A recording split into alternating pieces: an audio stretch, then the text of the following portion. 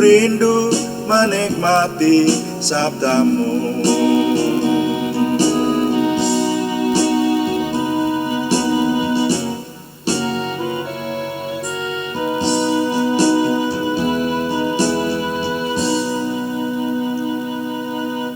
Bapa, kami mengucap syukur untuk malam hari ini. Tuhan menolong kami dan Tuhan memberikan kesempatan kepada kami untuk memasuki doa malam hari ini. Kami menyerahkan apa yang kami kerjakan, baik ketika kami terus menyembah, memuliakan Tuhan, juga ketika kami merenungkan firman-Mu maupun kami melayani Tuhan dengan doa. Semuanya kami dedikasikan untuk memuliakan Tuhan. Ketika Tuhan kami muliakan sesuai dengan janji Tuhan, kami percaya. Kami semua Tuhan berkati. Terima kasih Bapa di surga. Kami mengucap syukur. Kami sudah berdoa dengan penuh percaya dalam nama Tuhan Yesus Kristus Juru Selamat kami. Haleluya. Amin. Selamat malam Bapak Ibu, saudara sekalian yang sudah bersama dengan kita di sini dalam doa malam hari ini. Doa malam melalui online ini diadakan secara iman Kristiani dengan dasar keyakinan kepada Tuhan Yesus Kristus, Yeshua HaMasiah, Juru Selamat dunia, Imam Besar Agung kami.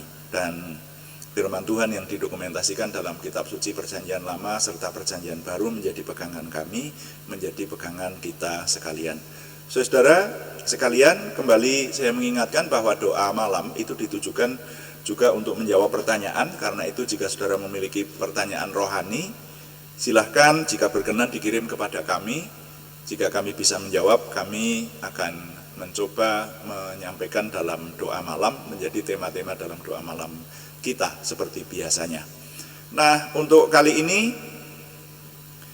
kami ingin mengajak Bapak Ibu mencermati judul renungan singkat malam hari ini. Judulnya Kebahagiaan Pembawa Damai.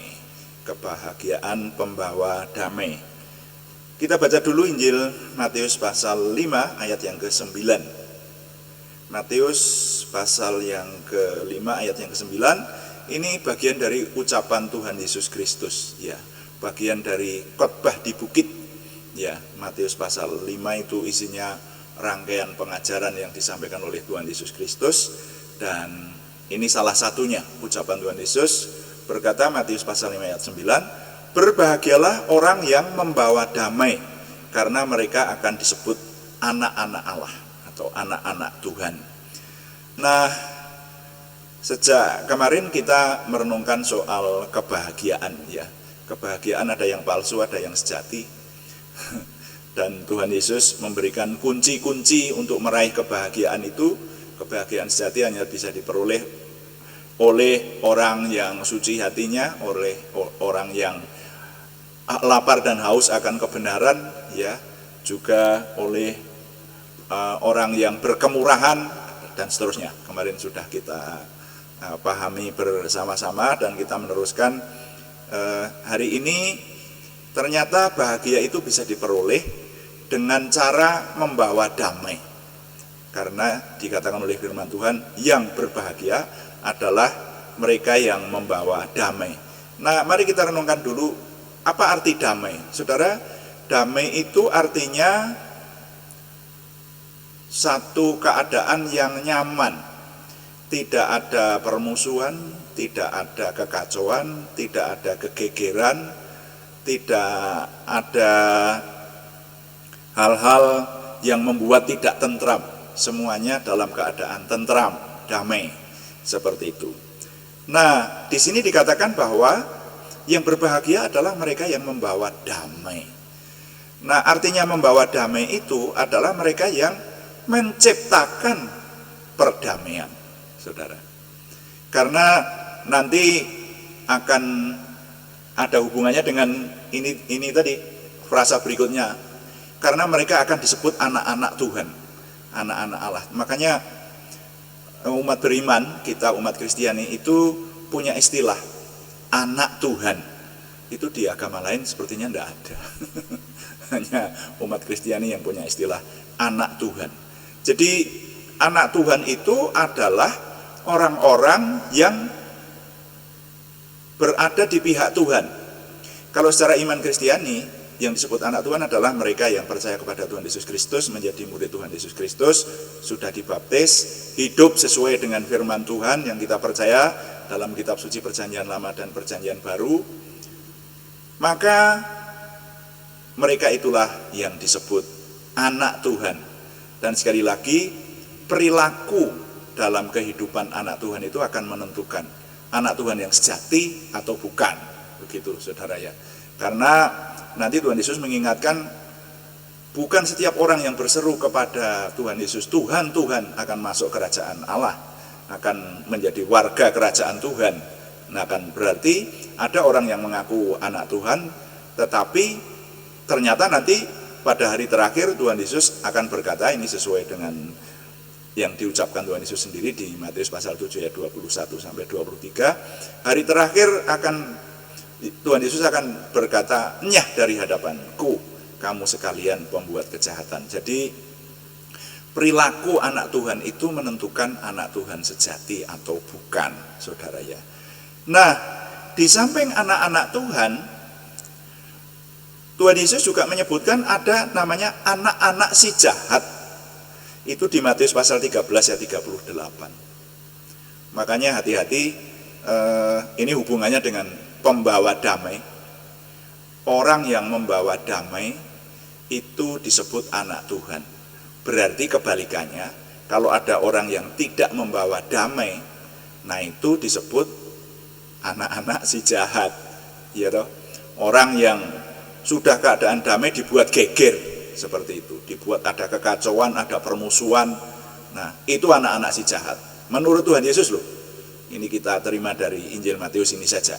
Ya, kita umat beriman percaya apa yang difirmankan Tuhan. Kita umat beriman percaya apa yang tertulis dalam kitab suci yang kita percaya. Lebih percaya kepada firman Tuhan daripada segala pernyataan yang di luar firman Tuhan. Itu saudara ya. Nah, padahal orang yang menciptakan kedamaian, orang yang membawa damai itu sebuah hal besar saudara. Karena membawa damai itu juga ada risikonya. Coba saudara pernah menjumpai ada dua orang yang sedang berkelahi, lalu yang mendamaikan, yang memisah, itu bisa kena gampar saudara. Kalau yang berkelahi membawa senjata, malah bisa terluka. Jadi membawa damai itu sebuah tugas besar, sebuah hal yang besar. Ya, jadi, tapi itulah yang disebut anak Tuhan. Makanya kewajiban anak Tuhan itu tidak ringan. Ya, yang membawa damai mereka akan disebut anak-anak Tuhan. Lalu apa hubungannya dengan kebahagiaan? Saudara-saudara, di sana tadi dikatakan di terjemahan lain, betapa bahagianya orang yang membawa damai, karena mereka akan disebut anak-anak Tuhan. Atau yang berbahagia adalah mereka yang membawa damai, karena mereka disebut anak Tuhan. Saudara, anak Tuhan itu pasti berbahagia kalau anak Tuhan yang sesungguhnya. Kenapa? Karena menjadi anak, kalau yang namanya menjadi anak itu lebih dari kekasih, saudara. Anak Tuhan pasti kekasih Tuhan, gitu. Dan orang yang dikasihi Tuhan berbahagia, no? Berbahagia dong. Itu toh. Karena apa? Karena dikasihi oleh Yang Maha Kuasa, gitu loh. Kalau dikasihi oleh Yang Maha Kuasa, maka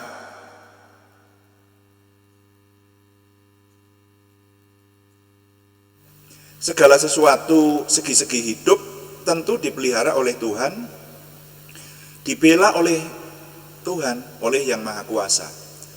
Nah, apakah tidak bahagia? Menjadi anak Tuhan itu ada kebahagiaan sejati di sana. Dan untuk menjadi anak Tuhan, salah satu cirinya adalah orang yang suka membawa damai. Nah, oleh karena itu, saudara-saudara, mari kita melanjutkan dalam hidup keimanan kita, supaya kita menjadi orang yang cinta perdamaian. Dan puji Tuhan, di Perjanjian Baru hukumnya adalah hukum kasih. Jadi kita itu sekarang sebagai murid Tuhan Yesus Kristus harus mengamalkan kasih, harus memberikan kasih. Hidup itu hukumnya mengasihi, ya. Kasih pokoknya, ya.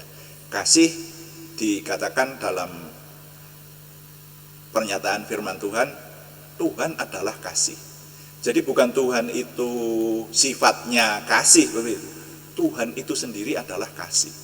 Nah, oleh karena itu orang yang memiliki kasih tentu orang yang menjadi anak Tuhan, orang yang ada di pihak Tuhan, seperti itu. Nah, dan kasih dan damai itu hubungannya dekat sekali.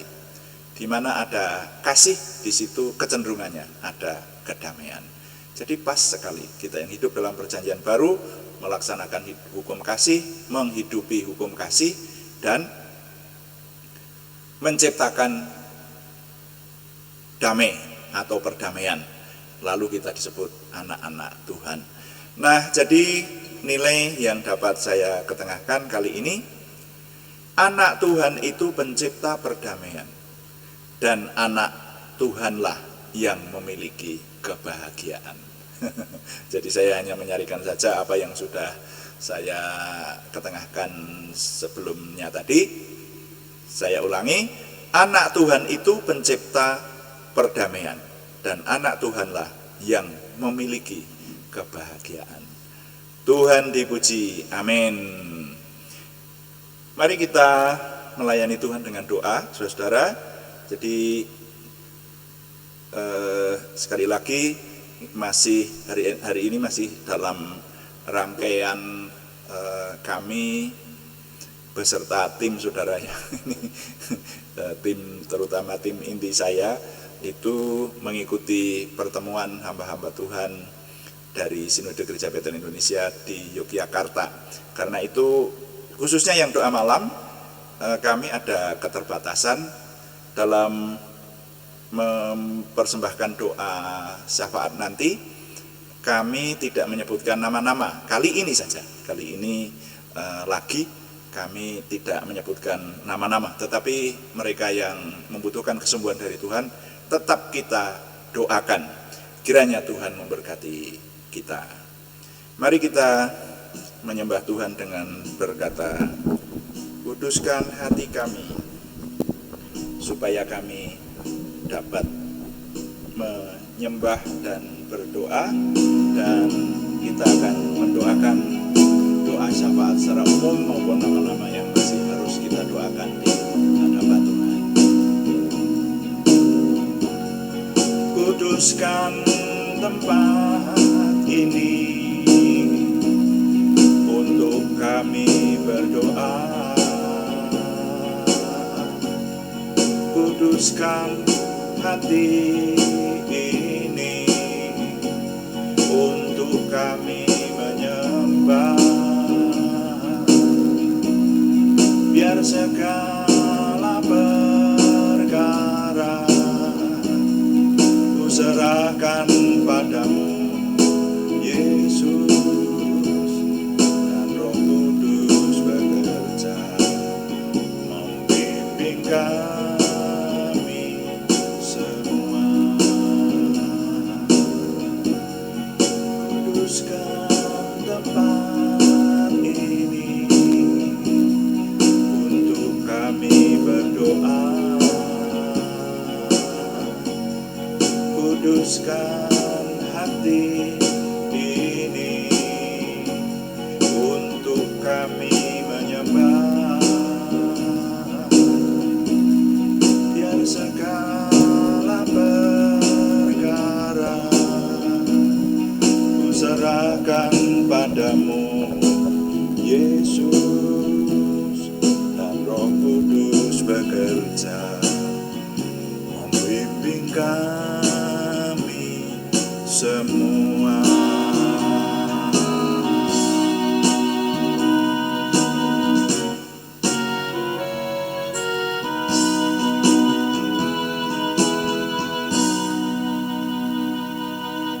Bapa di surga, Tuhan yang kami kenal dalam nama Tuhan Yesus Kristus, Tuhan pencipta langit dan bumi, yang kami sembah dan kami tinggikan di atas hidup kami.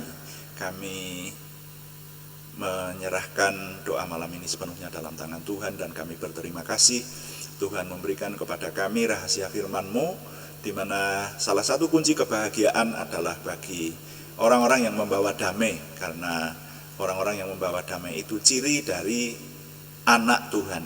Kami mengucap syukur dan kami mohon Tuhan memberi kemampuan kepada kami supaya kami dapat menghidupi ciri anak Tuhan, dan kami membawa damai buat hidup kami dan juga membawa damai kepada orang-orang lain di sekeliling kami. Terima kasih Bapa di surga, kami mengucap syukur untuk doa malam ini, dan izinkan kami mempersembahkan doa syafaat kami, terutama bangsa dan negara kami, terus kami doakan supaya Tuhan memberikan kedamaian. Bahkan juga kota-kota di mana kami tinggal, dimanapun kami berada, Tuhan memberikan kesejahteraan kepada kota di mana kami tinggal, sehingga kami merasakan kebahagiaan, kesejahteraan yang dari Tuhan. Terima kasih Bapa di surga, kami mengucap syukur, dan kami izinkan sekarang juga berdoa untuk saudara-saudara kami yang membutuhkan kesembuhan dari Tuhan. Kami berdoa untuk saudara-saudara kami yang sudah mengalami operasi bedah otak dan sekarang menunggu kesembuhan dari Tuhan. Tuhan yang menolong, memberikan kekuatan pemulihan sehingga pulih sempurna dalam nama Tuhan Yesus Kristus. Juga saudara kami yang menderita sesak napas maupun pembengkakan di beberapa bagian tubuh, kami menyerahkan Tuhan tolong. Tuhan memberikan kesembuhan sempurna. Bahkan juga untuk saudara kami anak yang terus kami doakan supaya memperoleh pertumbuhan sempurna seperti yang diharapkan, Tuhan yang menolong. Saudara kami yang menderita anemia aplastik, saudara kami yang sedang berusaha untuk mengatasi batu ginjal dengan terapi tertentu yang masih terus dilaksanakan hari ini, yang menderita stroke, yang beberapa kali mengalami kemoterapi, kami menyerahkan dalam nama Tuhan Yesus Kristus, Tuhan yang memberikan kesempurnaan kesembuhan. Terima kasih Bapa di surga. Kami juga berdoa untuk pergumulan selain kesembuhan, Tuhan tolong. Pergumulan mengenai usaha, pergumulan mengenai hidup, Tuhan memberi jalan keluar, terobosan baru, dan menjawab doa sehingga pertolongan Tuhan nyata untuk kami.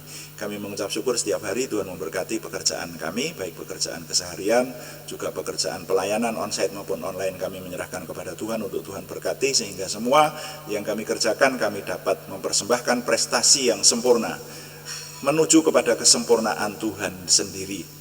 Kami mengucap syukur Tuhan, setiap hari Tuhan dengan ini membawa kami semakin memiliki pengenalan akan Tuhan, percaya diri bersama Tuhan, antusiasme, optimisme, semangat dan bergairah menyambut masa depan kami untuk menang bersama dengan Tuhan. Kami mohon Tuhan yang menyempurnakan doa kami oleh pertolongan dan pimpinan Roh Kudus, karena semuanya kami persembahkan dengan mantap percaya dalam nama Tuhan Yesus Kristus Juru Selamat kami. Haleluya. Amin. Demikian doa malam hari ini, saudara-saudara sekalian, dan kami terus beritahukan bahwa doa malam dilaksanakan setiap hari, hari Senin sampai Sabtu, setiap jam 6 atau jam 18 waktu Indonesia Barat. Itu live streamingnya. Dan ada juga doa pagi yang live streaming pada setiap jam 5 pagi, jam 5 pagi setiap harinya pada hari-hari yang sama. Dan saudara-saudara yang ingin mengikuti perenungan firman Tuhan secara berkesinambungan, kalaupun tidak bisa pas live streaming, saudara masih tetap bisa mendengarkan renungan, bisa dibuka kembali setelah tayang tentu saja yang ada di channel kami. Bagi saudara yang sudah memberikan subscribe akan lebih mudah mencari channel kami. Terima kasih kepada semua yang sudah mendukung. Kami tetap mengharapkan dukungan Anda, setidaknya dukungan doa. Juga terima kasih yang belum memberikan subscribe, berkenan memberikan subscribe. Kami berharap saudara memberikan like, komen, dan share, bagikan kepada teman-teman lain, sehingga lebih banyak lagi yang diberkati bersama dengan kita. Selamat malam, Tuhan memberkati. Amin.